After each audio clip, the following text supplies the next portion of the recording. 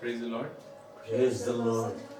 परमेश्वर को सारी महिमा कि हम लोग आज परमेश्वर का आराधना की और अद्भुत रूप से परमेश्वर हमारी जो आराधना परमेश्वर को हम दिए वो ग्रहण किया। तो आइए हम लोग वचन में जाते हैं और वचन में जाने से पहले हम कुछ बातों को रखते हैं, जैसे कि परमेश्वर उत्पत्ति के समय हम लोग देखते हैं कि परमेश्वर ने आदम और हवा को बनाया। तो उससे बनाने से पहले परमेश्वर ने आकाश और पृथ्वी को बनाया था, फिर जल था, फिर पौधे आए, फिर प्राणी आए, मतलब जीव जंतु आए। ठीक है, तो परमेश्वर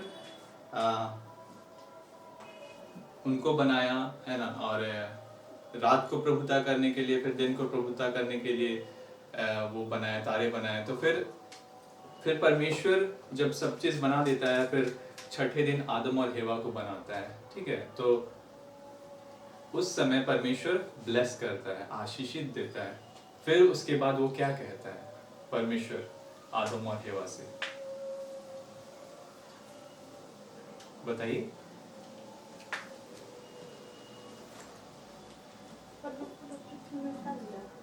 हाँ, और इसके बाद क्या बोलता है? जोर से बोलो। नहीं मिल रहा तो देख लीजिए, देख के भी आप बोल सकते हैं। आपके सामने बाइबल रखा हुआ है, अपना बाइबल आप निकाल के देख सकते हैं और बोल सकते हैं कि परमेश्वर क्या बोला आशीषित करने के बाद। Be fruitful and increase in number, fill the earth and subdue it, rule over the fish of the sea and the birds of the air, and over every living creature that moves on the ground.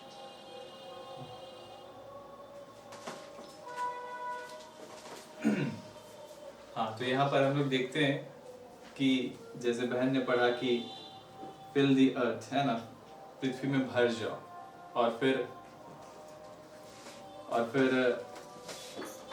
उसमें बोलता है कि subdue it. Subdue का मतलब होता है under control.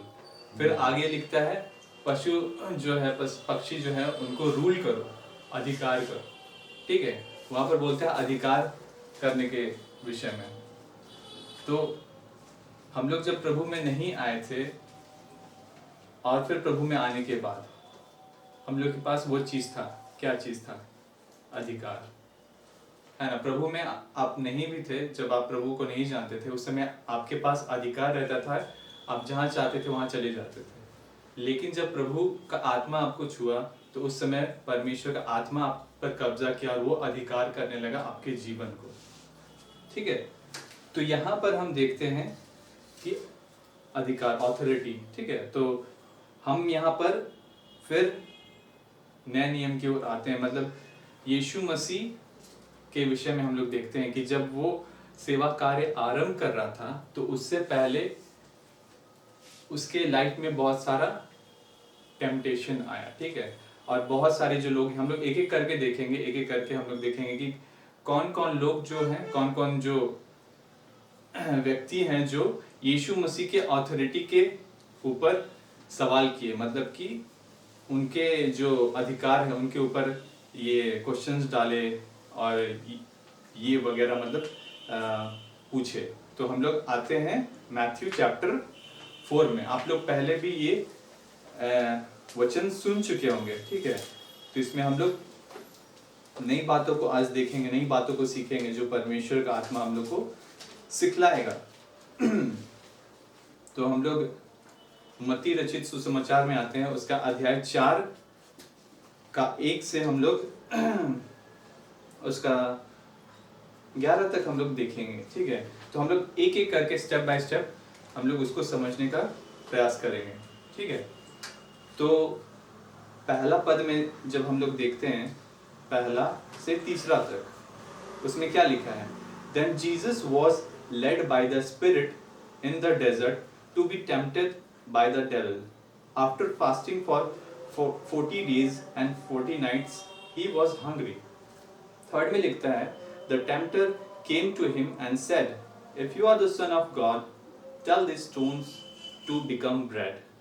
मतलब यहाँ पर हम लोग क्या देख रहे हैं कि 40 दिन और 40 रात यीशु मसीह क्या क्या फास्टिंग किया। ठीक है, तो फास्टिंग करने के बाद यीशु मसीह को भूख लगा। मतलब यीशु मसीह देह में था तो उसको वो भूख लगा। ठीक है, हम लोग भी जब प्रभु में रहते हैं, ठीक है, प्रभु में हम लोग जब बढ़ते जाते हैं, प्रभु का संगति से हम लोग जब जुड़े रहते हैं और उसमें बढ़ने लगते हैं, तो हम लोग को प्रभु का रहता है कि हम लोग प्रभु का वचन को जाने समझे। लेकिन जैसे जैसे समय बीतते जाता है, ठीक है, जैसे जैसे समय बीतते जाता है, तो हंगर जो रहता है, भूख जो रहता है, हंगरी जो रहता है, वो क्या में तब्दील हो जाता है? किसी का जॉब में हो जाता है, किसी का मैरिज में हो जाता है, किसी का हाउस में हो जाता है कि हमको वो चाहिए, लैंड में हो जाता है, प्रॉपर्टी में हो जाता है, और बहुत सारा ये चीज है जो आप संसार में देखते हैं। ठीक है, तो हम लोग यहाँ पर देखने का कोशिश करते हैं, यहाँ देखते हैं हम लोग कि यीशु मसीह 40 दिन 40 रात रखा। ठीक है, हम प्रभु में बढ़ते हैं, तो हम लोग जब बढ़ते हैं तो किस बात के लिए हम लोग भूखे रखते हैं, हम लोग को वो देखना है। क्योंकि जब आपका भूख बढ़ने लगता है ना, जैसे मैं भूखा रहता हूँ, ठीक है, तो हमको भोजन चाहिए होता है, और हम जब बहुत ज्यादा भूखे हो जाते हैं, या तो चुप हो जाते हैं, या तो एकदम शांत हो जाते हैं, या मेरा सिर दर्द करने लगता है, तो लोग समझ जाते हैं कि इसको भूख लग रहा है। ठीक है, तो वो मेरा बॉडी दिखला रहा है। लेकिन जब हम संसार की ओर देखने लगते हैं, तो उस समय भी प्रभु देखता है कि ये भूखा है, और उस समय क्या परखने के लिए परमेश्वर भेजता है कि हाँ, इसको परखो कि ये मेरे पीछे चलेगा कि नहीं। तो यहाँ पर हम देखते हैं यीशु मसीह को सैतान क्या बोल रहा है? If you are the son of God tell this stone, क्या बोल रहा है? To become bread. मतलब क्रिएटर को बोल रहा है क्रिएट करने। ठीक है, यहाँ पर हम लोग क्या देख रहे हैं? क्रिएटर को बोल रहा है क्रिएट करो, मतलब पत्थर को बोल रहा है कि तुम इसको रोटी बना दो। तो यहाँ पर क्या क्या क्वेश्चन अराइज हो रहा है हम लोग देखते हैं। पहला, डाउट। सैतान क्या कर रहा है? डाउट डलवा रहा है। फिर क्या करवा रहा है? क्वेश्चन डाल रहा है। सेकंड, तीसरा क्या कर रहा है? चैलेंज कर रहा है। चैलेंज मतलब कि अगर तुम परमेश्वर का बेटा है तो साबित करके दिखाओ कि ये पत्थर रोटी बन जाए। और चौथा हम लोग क्या देखते हैं कि जो यीशु मसीह कर सकता है, यीशु मसीह तो सब कुछ कर सकता है ना, तो वो चीज करने के लिए बोल रहा है कि आप जो कर सकते। फिर पांचवा है इमोशंस। तो ये सारे चीजों के द्वारा टेम्पटेशन आता है। ठीक है, यहाँ पर हम लोग देख रहे हैं कि यीशु मसीह को बोला जा रहा है कि इमोशंस, मतलब सैतान के बारे में हम लोग यहाँ क्या देख रहे हैं कि वो परीक्षा करने आया है ना। हम लोग वचन में भी पढ़े होंगे कि शैतान हम पर दांव ना चले, हम उसकी युक्तियों से अनजान नहीं है। तो एक तरह से ये देखा जाए तो एक युक्ति लेकर आया है, एक स्कीम लेकर आया है। ठीक, तो यहाँ पर हम देखते हैं कि जैसे कि डाउट कर रहा है। ठीक है, जैसे हम लोग इस वचन को समझते हैं, यीशु मसीह को इस तरह से परखा गया। अब हम लोग के जीवन में क्या होता है? हम लोग जब प्रभु में बढ़ने लगते हैं तो प्रभु तो हम लोग के साथ रहता ही है, लेकिन सैतान कैसे आता है? प्रभु तो तुम्हारे साथ है, तो भी ये तुम्हारे साथ क्या हो रहा है? तो अभी ये क्यों हो रहा है? वो क्या ला रहा है? डाउट ला रहा है।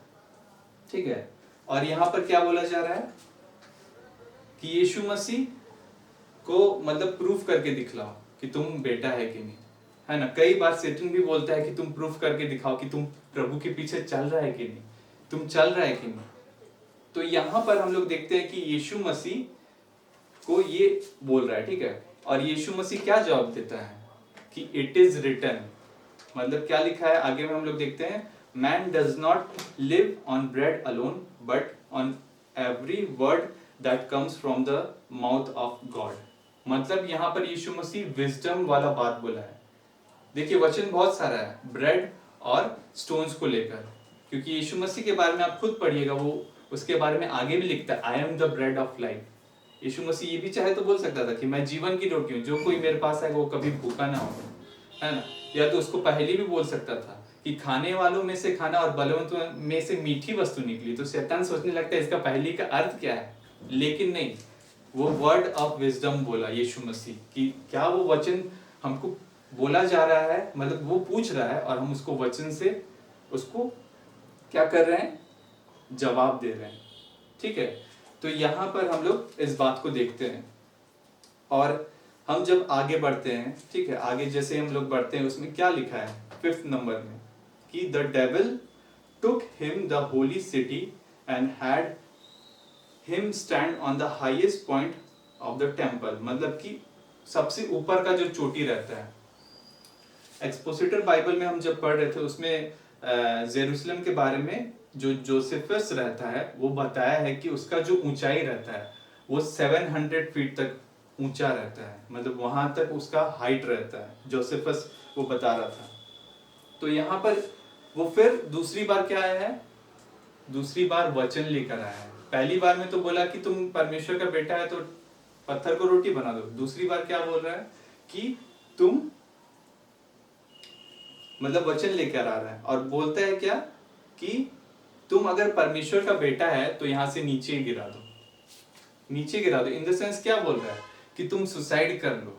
डायरेक्टली नहीं बोल रहा है कि तुम सुसाइड कर लो, यहां पर ऊपर ले जाओ और तुम गिरा दो। फिर वचन आगे क्या बोल रहा है कि he will command his angel concerning you and they will lift you up in their hand and so that you will not strike your foot against a stone। मतलब कि तुम्हारे पांव में ठेस नहीं लगेगा, मतलब वचन लेकर आ रहा है। अब देखिए यहाँ पर हम लोग इस वचन को समझते हैं क्या परमेश्वर बोल रहा है।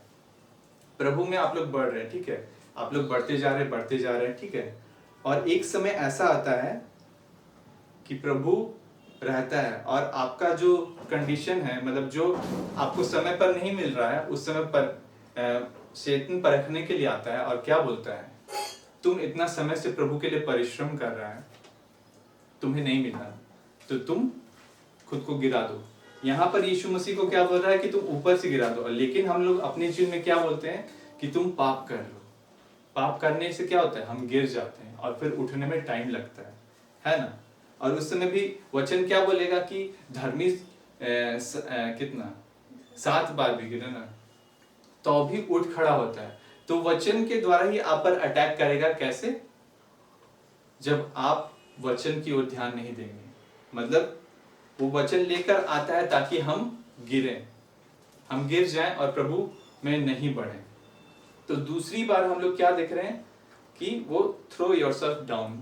तो हम अपना बता रहे हैं, जैसे 2017 का बात है, मतलब कुछ मेरे मन में बहुत सारा चिंता हो गया था। तो हम जब गाड़ी ड्राइव करना शुरू किए तो चलाते चलाते हम इतना दूर चले गए कि रामगढ़ तक पहुंच गए थे, लगभग रामगढ़ तक।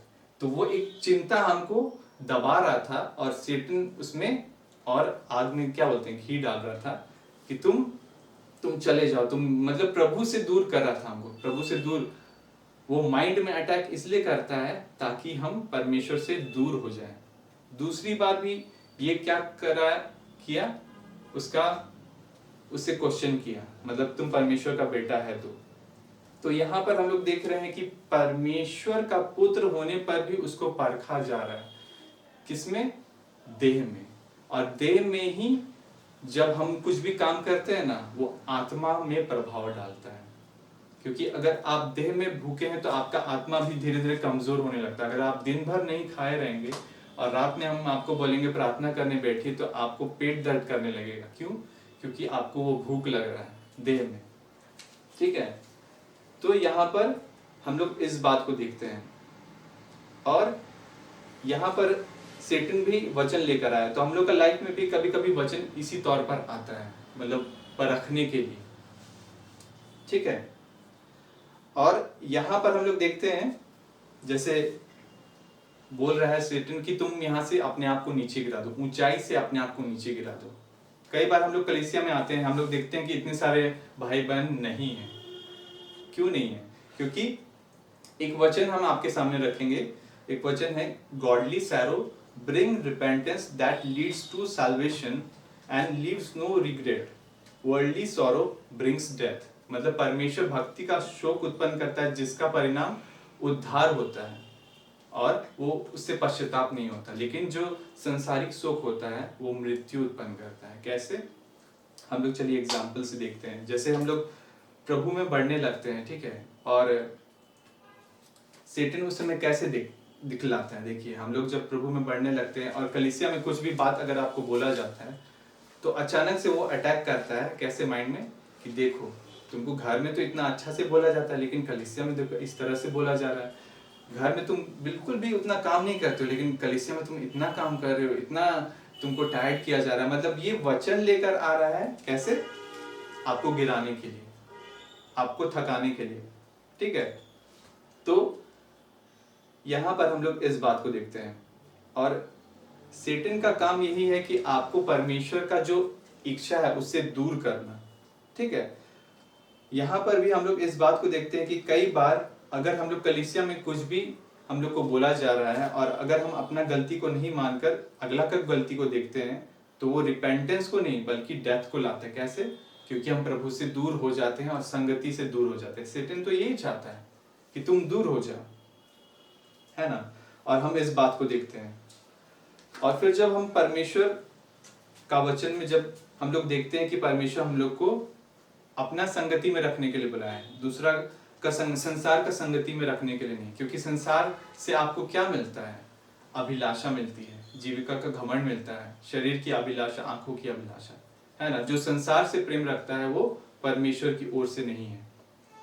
ठीक है, तो हम लोग इस बात को देखते हैं। चलिए हम लोग फिर आगे 7 में आते हैं। 7 में क्या लिखा है? हाँ, लिखा है कि Jesus answered him, it is also written, do not put the Lord your God to test. मतलब परमेश्वर को परीक्षा में नहीं डालना है। क्यों नहीं डालना है?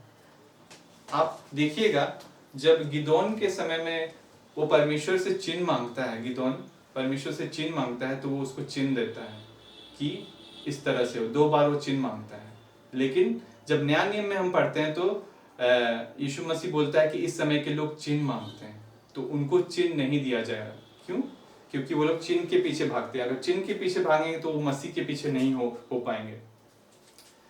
अब हम देखते हैं कि अगेन 8 में क्या होता है? डेविल आता है। Again the devil took him a very high mountain and showed him all kingdoms of the world and their splendour. और फिर क्या बोलता है? इफ यू बाउ मी, अगर तुम मुझे झुककर प्रणाम करोगे तो मैं ये सब कुछ तुम्हें दे दूंगा। ठीक है, तो हाई माउंटेन मतलब कि उससे भी ऊंचा, जेरूशलेम से भी ऊंचा। एक बुक हम पढ़ रहे थे, परमेश्वर के सेना प्रमुख, उसमें एक प्रभु के दास के बारे में बताया जा रहा था कि डोवी के बारे में, है ना? डोवी के बारे में जो थे वो मतलब लोगों के सुझाव को इतना मान लिए थे कि वो विश्वास कर लिए थे कि वही एलिया है। मतलब प्रभु में वो काफी बढ़ गए थे, उनके बारे में पढ़ रहे थे। तो वो एलिया का जो पोशाक रहता है, उसको पोशाक को पहनकर वो खिंचा भी लिए थे फोटो कि हम एलिया हैं। मतलब वो दूसरा का सुझाव पर अपना मन भी वो लगा दिए। वो देखने लगे कि हम जो कार्य कर रहे हैं परमेश्वर के लिए वो सही है। और जब उनको बोला गया कि आप एलिया की तरह काम करते हैं तो वो खुद को एलिया मान लिए। तो ये गिरावट को लाता है। मतलब परमेश्वर में जब आप बढ़ने लगते हैं तो उस समय भी आपको परखा जाता है। मतलब जितना ज्यादा आप बढ़ने लगेंगे, शैतान आएगा आपको परखने के लिए, ताकि आप परमेश्वर का जो इच्छा है उसको पूरा नहीं कर पाए। तो यहाँ पर हम लोग देख रहे हैं कि किंगडम्स को दिखाता है। किंगडम्स मतलब राज्य। और यहाँ पर क्या बोल रहा है? झुक कर प्रणाम करने का। तो हम ये देखते हैं कि जो लोग जॉब के पीछे यहाँ इस कलीसिया में आते थे, जॉब उनको मिल जाता है तो फिर वो नहीं आते हैं, विवाह हो जाता है फिर वो नहीं आते हैं। तो क्या किए वो? वे झुक गए। और झुक कर क्या किए? वो परमेश्वर को तुच्छ जाने, क्योंकि उसका वचन को तुच्छ जाने, तभी ना वे कलीसिया से जुड़े हुए नहीं है, तभी तो वो परमेश्वर से जुड़े हुए नहीं है। तो हम इस बात को देखते हैं, परमेश्वर हमें यही सिखलाता है कि तुम मेरे पीछे हो लो। और फिर यहाँ पर हम लोग देखते हैं कि जीसस बोलता है अवे फ्रॉम मी, परमेश्वर की आराधना करो और उसको छोड़ और किसी की नहीं। मतलब हम लोग जब देह में रहते हैं तो हम लोग में भी बहुत सारा बातें आती है, बहुत सारा विचार आता है। ठीक है, हम लोग अपने आप को साबित करने के लिए लग जाते हैं कि हाँ हम परमेश्वर से प्रेम करते हैं, हम ज्यादा प्रेम करते हैं। लेकिन हम लोग को इस बात को देखना है कि परमेश्वर का वचन हम लोग में बना हुआ है कि नहीं, हम उसकी इच्छा के अनुसार चल रहे हैं या नहीं। हम लोग को परखा जाता है ना? हम लोग जब भी हर दिन हम लोग जब चलते हैं, हम लोग को हर समय परमेश्वर परखता है। ठीक है, तो यहाँ पर हम लोग इस बात को देखते हैं। और फिर हम लोग इस बात को देखते हैं कि और भी लोग थे जो यीशु मसीह के जो अथॉरिटी है, उसके जो अधिकार है, उसके विषय में ये पूछते थे, क्वेश्चन करते थे। तो यीशु मसीह का अधिकतर जो लड़ाई होता था वो किनसे होता था? आप जानते हैं, आपने बाइबल पढ़ा है, आप बता सकते हैं। अधिकतर मतलब बातों बातों में यीशु मसीह किससे अधिकतर लड़ते थे? क्या पापी लोग से? हाँ, अधिकतर यीशु मसीह जो लड़ाई होता था ना बातों बातों में, वो फरीसी होता था और सदूकी होता था।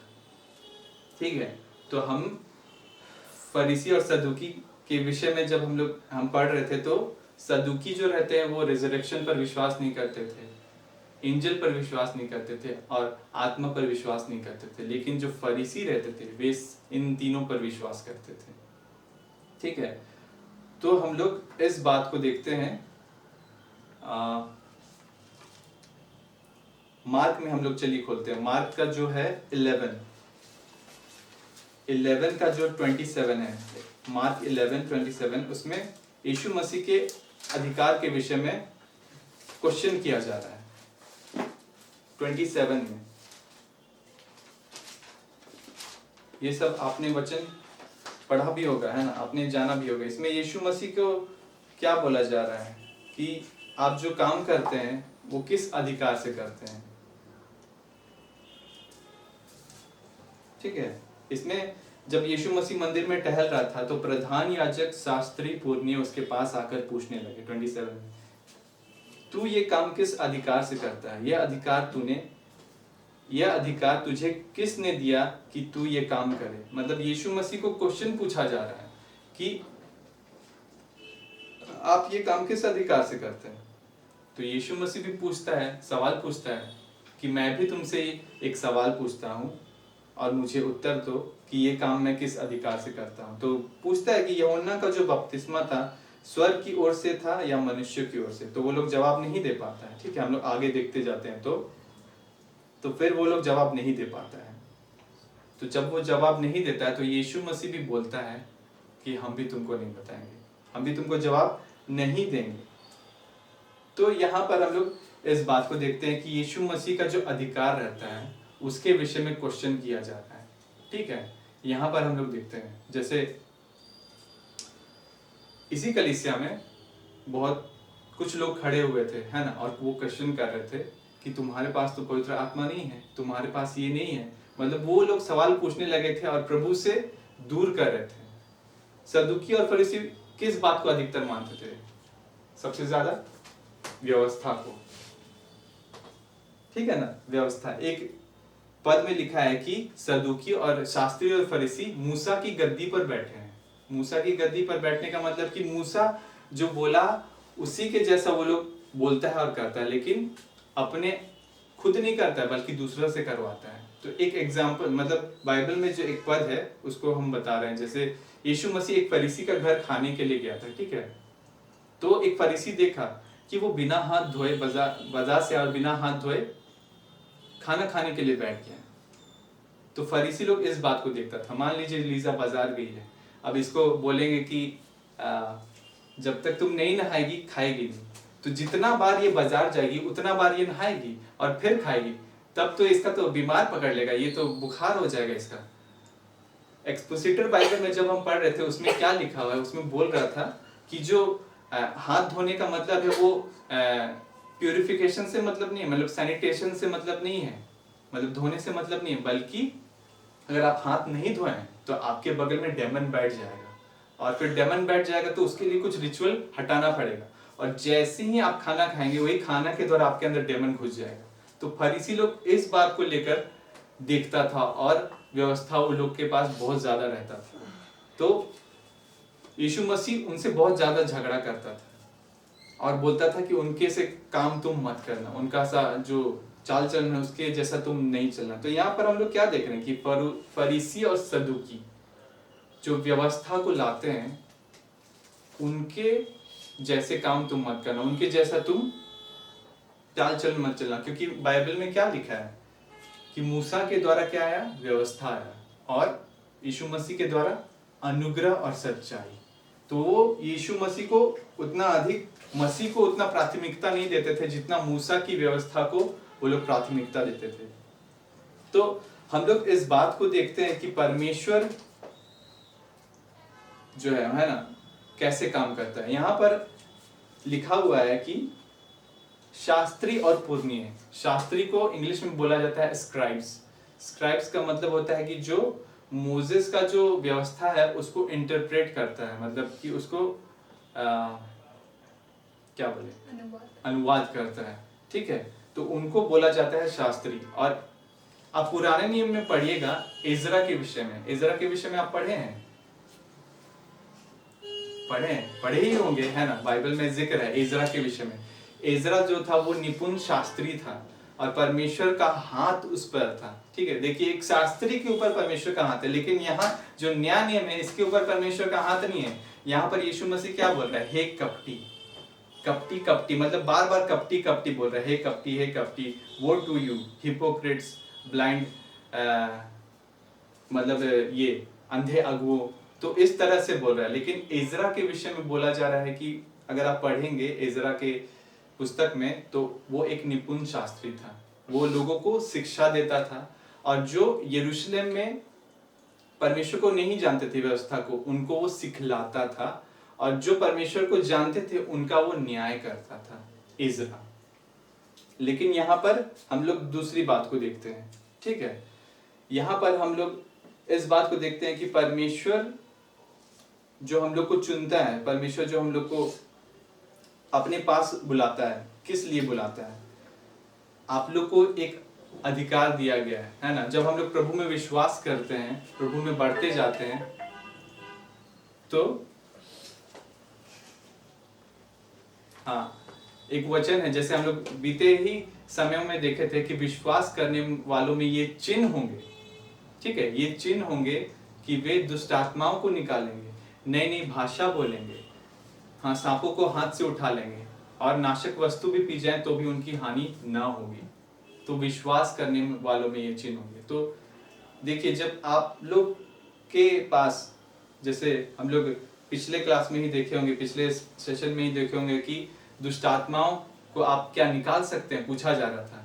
तो क्या जवाब आ रहा था, घबराहट होता है। कैसे? आपका जो अधिकार परमेश्वर दिया है उसको आप लोग यूज नहीं कर रहे हैं। कैसे? क्योंकि देखिए एक बालक जो रहता है वो बहुत बड़ा प्रॉपर्टी का मालिक रहता है, छोटा बच्चा, ठीक है। और जब वो बड़ा होता है तब वो उसको अधिकार दिया जाता है पूरा, है ना। जब हम लोग प्रभु में आते हैं तो हम लोग का विश्वास देकर परमेश्वर हम लोग को दे देता है। लेकिन वो बढ़ता कैसे है? जब हम लोग उसको प्रैक्टिस करते हैं। प्रैक्टिस, अधिकार आप सबों को दिया गया है, ठीक है। तो उसको हम लोग प्रैक्टिस कैसे करेंगे? जब हम लोग खुद को साबित नहीं करेंगे, जब हम लोग खुद को प्रूफ नहीं करेंगे कि हम किसके लिए कर रहे हैं। हम लोग इस बात को दिखलाएंगे कि परमेश्वर का जो प्रेम हम लोग के अंदर हुआ है, अनुग्रह हुआ है, उसके द्वारा हम लोग कार्य कर रहे हैं और हम लोग यूज हो रहे हैं, ठीक है। तो यहाँ पर हम लोग देखें कि दूसरा में हम लोग क्या देखें, फरीसी और सदूकी, ठीक है। अब हम लोग तीसरा देखते हैं, यीशु मसीह के अधिकार पर कौन सवाल उठाया? उसके भाई लोग, ठीक है। उसके भाई लोग भी उसके साथ थे लेकिन उसकी बातों पर विश्वास नहीं करते थे। हम लोग खोलेंगे यूहन्ना में क्या बोला गया है। यूहन्ना 7:3 से 8 हम लोग देखते हैं। उसमें उसके भाई लोग भी उसका विश्वास नहीं करते थे और यीशु मसीह का जो अधिकार रहता था उसके विषय में कहते थे। देखिए 3 से हम 8 में देखते हैं क्या लिखा हुआ है। इसलिए यूहन्ना 7:3 से 8 में क्या लिखा हुआ है, देखिए। इसलिए उसके भाइयों ने उससे कहा, यहाँ से यहूदिया को जा, कि जो काम तू करता है उन्हें तेरे चेले भी वहां देखें, क्योंकि ऐसा कोई ना होगा जो प्रसिद्ध होना चाहे और छिपकर काम करे। यदि तू यह काम करता है तो अपने आप को जगत में प्रकट कर। क्योंकि उसके भाई उस पर विश्वास नहीं करते थे तो यीशु मसीह उनसे कहा, मेरा समय अब तक नहीं आया परंतु तुम्हारे लिए सब समय है, ठीक है। और 8 में हम लोग देखते हैं कि तुम पर में जाओ, मैं अभी इस पर में नहीं जाता, क्योंकि मेरा समय पूरा नहीं हुआ है। यहाँ के उसके भाई लोग बोल रहे हैं, ठीक है। यहाँ पर हम लोग देखते हैं और इस वचन को हम लोग समझते हैं। जैसे हम लोग जैन बेकरी 153 में काम करते हैं, ठीक है। और हर एक को समय समय पर सैलरी बांटा जाता है, लेकिन घर वाले क्या बोलते हैं? तुम इतना काम करता है, ये भी तुम इतना काम करता है, तो अभी तेरे हमारे पास पैसा नहीं है। मतलब सवाल पूछा जा रहा है। अब हम उनको क्या बोले, मेरा समय अभी तक नहीं है, ऐसे वचन बोलेंगे तब तो एक थप्पड़ मिलेगा कि मेरा समय अभी तक नहीं है पैसा लेने का। तो ऐसा हम जवाब देंगे तो वो लोग तो हम लोग को ऊपर और चढ़ाई करेगा। तो देखिए वो लोग विश्वास नहीं करते हैं, है ना। हम लोग परिश्रम कर रहे हैं, हम लोग एक दूसरे को देख रहे हैं कि हम लोग कितना परिश्रम कर रहे हैं। यीशु मसीह को ये लोग क्या बोल रहे हैं कि तुम प्रकट करो अपने आप को, क्योंकि यीशु मसीह अगर अपने आप को प्रकट करता तो भीड़ उसको छोड़ता नहीं, है ना। सब राजा बनाने के लिए बोलता कि हाँ यीशु मसीह राजा है। क्यों? क्योंकि वो खाना देता है, रोटी देता है, मछली देता है। तो यहाँ पर उसका परिवार वाले लोग भी साथ नहीं दे रहा, उसका अधिकार का जो बोल रहा है कि यूज करो।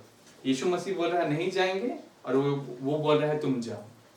तो परिवार वाले भी बोलते हैं कि तुम कलीसिया मत जाओ, तुम जॉब के लिए तैयारी करो, तुम संगति मत जाओ, तुम्हारा शादी होने वाला है उसके लिए तैयारी करो। तो ये सारा बात परिवार वाले लोग बोलते हैं। और हम जब कलीसिया में आते तो प्रभु ऐसा बात थोड़ी ना बोलता है। प्रभु बोलता है कि तुम मुझको पाने के लिए आओ, है ना। तुम्हें जो अधिकार दिया गया है, तुम्हें जो ऑथोरिटी दिया गया है, उसको तुम यूज करो। तो यहाँ पर हम लोग 3 भाग देखे ना। पहला देखे सेटन का, फिर दूसरा देखे फरीसी और सदूकी का, और फिर आखिरी में देखे ब्रदर वाला। तो इन तीनों के द्वारा हम लोग क्या देख रहे हैं? इन तीनों के द्वारा कि जितना ज्यादा आप प्रभु में बढ़ते जाएंगे उतना ज्यादा आपके ऊपर ये क्वेश्चन किया जाएगा, सवाल पूछा जाएगा, ठीक है, कि आप ये क्यों कर रहे हैं, किस लिए कर रहे हैं। लेकिन आपको जवाब कैसे देना है? अधिकार के साथ। यीशु मसीह जब भी दुष्ट आत्माओं को निकालता था, आप देखिएगा यीशु मसीह जब सेवा कार्य आरंभ किया, है ना, तो वो 4 चेला जो था, पहला जो 4 चेला चुना था, उसके बाद ही वो दुष्ट आत्माओं को निकाला, बीमारों को चंगा किया। उससे पहले वो नहीं किया था। मतलब प्रथम 4 चेलों जो था पीटर, एंड्रयू, उसका भाई एंड्रयू, और जेकब और जॉन, याकूब और यूहन्ना, ये 4 ही लोग थे जो प्रथम थे। और ये 4 लोग के विषय में हम जब पढ़ रहे थे तो इसको यीशु मसीह एक इनर सर्कल में रखा था। मतलब एक सर्कल है, ठीक है, एक सर्कल है जिसमें 12 चेले हैं, ठीक है। और उस सर्कल के अंदर एक और सर्कल है जिसमें यीशु मसीह इन 4 को रखा है। 4 को रखा है, मतलब कि पीटर को रखा है, एंड्रयू को रखा है, जेकब को रखा है, जॉन को रखा है। क्योंकि आप देखिएगा जीसस कहीं भी जाता था ये 4 लोग को लेके ही जाता था। 4 नहीं तो 3 लोग रहते थे, जैसे कि पीटर रहता था, जेकब और जॉन रहता था। जैसे जायरुस इंग्लिश में पढ़ेंगे और हिंदी में याईर, जब उसकी बेटी मर गई थी तो ये 3 लोग को भी यीशु मसीह लेके गया, ठीक है। फिर जब ट्रांसफिगरेशन हुआ, यीशु का रूपांतरण हुआ, वहां पर भी ये 3 थे। जब गेत्सेमनी की बारी भी थी, जब उस समय प्रार्थना करना था, वहां भी ये 3 थे। तो यहाँ पर यीशु मसीह ये दिखला रहा था कि जो उसके साथ मतलब प्रथम समय से, मतलब पहले से बना हुआ, मतलब मैं इस बात को समझा कि जो पहले चुने गए हैं, मतलब जो आरंभ में चुने गए हैं, यीशु मसीह उनको आखिरी तक अपने साथ बना के रखा, इनर सर्कल में रखा, ठीक है। और उनको ये दिखलाया कि यीशु मसीह का क्या क्या अधिकार है, क्योंकि मुर्दों को जिलाते हुए केवल ये 3 लोग ही देख पाए थे। यीशु मसीह का वो ऑथोरिटी देखने को पाए, है ना। उसके बाद वे लोग भी सेवा कार्य आरंभ किया। प्रेरितों के काम में भी आप देखते हैं तो उसमें भी लंगड़े को चलाया जाना जो है पतरस के द्वारा हुआ था, है ना। तो हम लोग इस बात को देखते हैं। तो यहाँ तक आप लोग को समझ में आया? आप लोग को समझ आ रहा है ना यहाँ तक? कोई जवाब नहीं मिलता है? ठीक है। तो यहाँ पर हम लोग देखते हैं कि जब तक मनुष्य को स्वर्ग से ना दिया जाए वो कुछ भी पा नहीं सकता है। मतलब कि अगर आप परमेश्वर का संगति में आए हैं, आपको पवित्र आत्मा नहीं दिया गया है और आप परमेश्वर का काम करने लगे हैं, तो ये गलत हो जाएगा, है कि नहीं? गलत हो जाएगा। और अगर परमेश्वर कोई अगुआ ठहराया, उसके ऑथोरिटी में, उसके अंडर में आपको रखा है और वो आपको अधिकार देना सिखला रहा है कि तुम ये अधिकार रखो, तो वो जैसे कि देखिए प्रिंसिपल रहता है, ठीक है, प्रिंसिपल है और उसके नीचे टीचर है और जो भी है। तो प्रिंसिपल गाइड करता है टीचर को, फिर टीचर स्टूडेंट को गाइड करते हैं। तो एक ऑथोरिटी दिया जाता है ना, चर्च का जो हेड रहता है, फिर उसके मेंबर रहते हैं, फिर उसके बाद आगे का रहता है। तो यहाँ पर हम लोग देखते हैं कि इन तीनों भाग में, जैसे कि सेटन आया आपके जीवन में कार्य करने के लिए, तो उसको आप कैसे निपटेंगे। और जब शास्त्री फरीसी आए, मतलब जो व्यवस्था को ज्यादा मानते हैं, उनके विषय में आप कैसे हैंडल करेंगे। और जब भाई बहन लोग इस तरह से सताने लगे, तो यीशु मसीह कैसे किस तरह से टैकल किया। तो हम इस बात को देखते हैं, मतलब इस बात को समझते हैं कि इन वचनों के द्वारा हम लोग इस बात को जान रहे हैं कि यीशु मसीह जो अपना अथॉरिटी था उसको कभी भी गलत इस्तेमाल नहीं किया। यीशु मसीह को कभी देखे कि वो नेगेटिव प्रेयर किया? बाइबल में कहीं पढ़े हैं कि यीशु मसीह नेगेटिव प्रेयर किया? मतलब कि आपको याद है वो वचन जब यीशु मसीह को बोला जा रहा था, मतलब यीशु मसीह को पकड़ने के लिए लोग आए थे, तो एक जन महायाजक का जो दास रहता है उसका कान काट देता है ना, कान काट देता है। तो उस समय यीशु मसीह बोलता है कि तलवार नीचे करो। और एक जगह बोलता है, समारिया की किस देश में वो लोग जाता है, किस नगर में जाता है, तो बोलता है कि प्रभु यहाँ आग गिरा दे क्या? तो बोलता है तुम में कैसी आत्मा है, प्रभु तो बचाने के लिए आया ना। तो वो क्या बोलता है कि अगर मैं चाहूं तो 12 पलटन परमेश्वर भेज सकता है, ठीक है। तो यीशु मसीह गलत अधिकार को इस्तेमाल नहीं किया। आपको जो अधिकार दिया गया है उसको गलत इस्तेमाल नहीं करना है। मतलब कि अगर आपको परमेश्वर बोला है कि तुमको बचाने के लिए बुलाया गया है, आपको उल्टा सुनाना नहीं है, आपको बचाना है, ठीक है। आपके पास कोई लोग आया है कि हम बचाया जाए, मतलब मसीह में होकर आप कैसे बचाएंगे, ठीक है। अगर उसके अंदर दुष्ट आत्मा है, आप कैसे बचाएंगे। यीशु मसीह तरस से भर गया जब वो भीड़ को देखा, लेकिन जब दुष्ट आत्मा आया उसको कमांड किया, गेट आउट, विश्वास के द्वारा, और वो कभी साबित नहीं किया, ठीक है। हम यहाँ पर देख रहे हैं सेटन यीशु मसीह के बारे में जानता था कि वो परमेश्वर का बेटा है, और उसके अलावा और कौन लोग जानते थे, बाद में बताइए। पीटर जानता था, और फिर बताइए और कौन जानता था?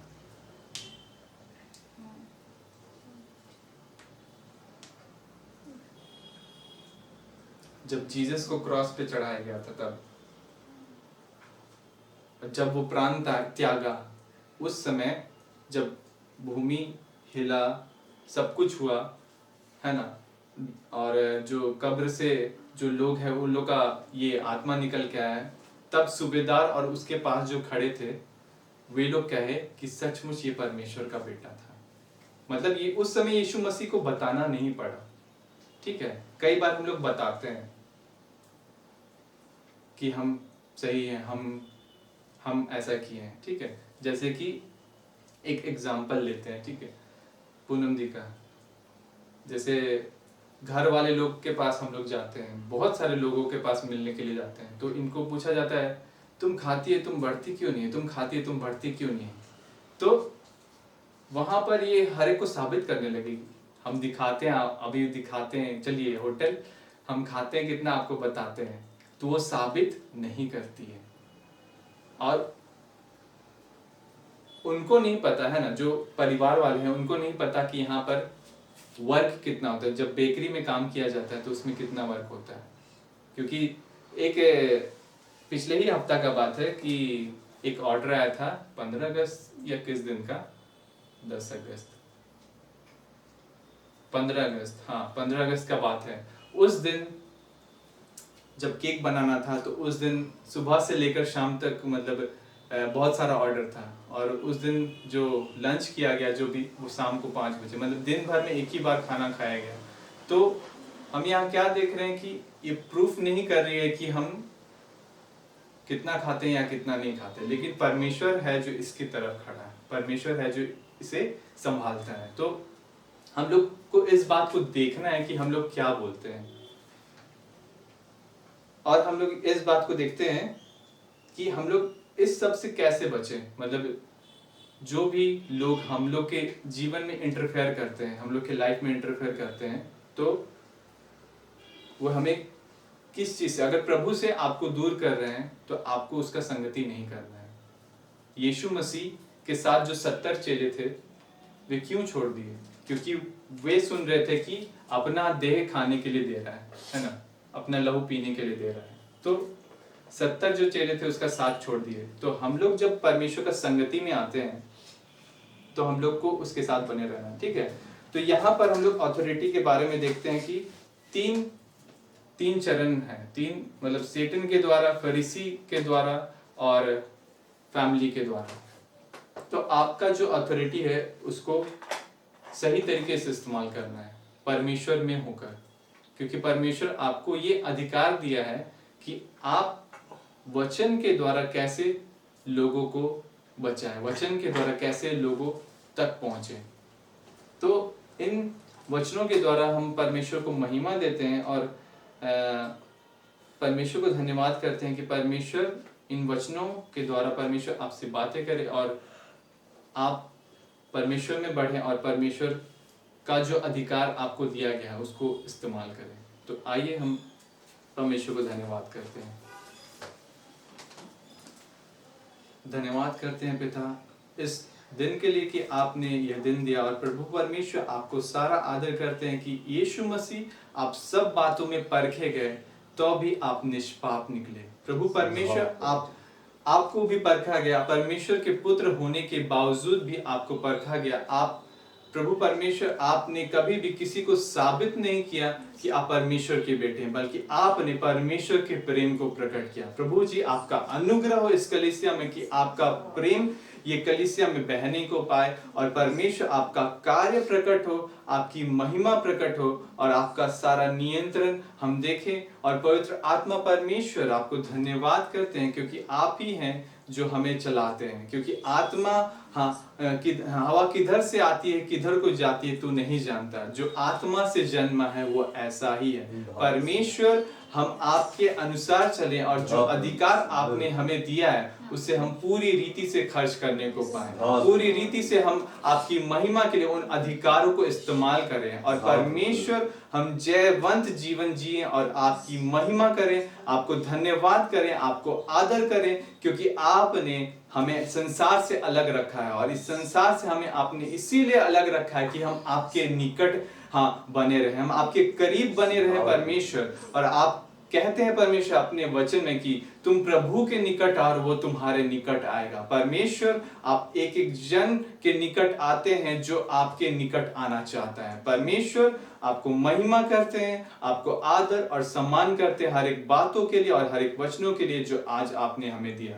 आपको सारी आदर और महिमा और प्रशंसा करते हैं, सारी प्रार्थनाओं को सौंपते हैं प्रभु यीशु मसीह के नाम में, आमीन।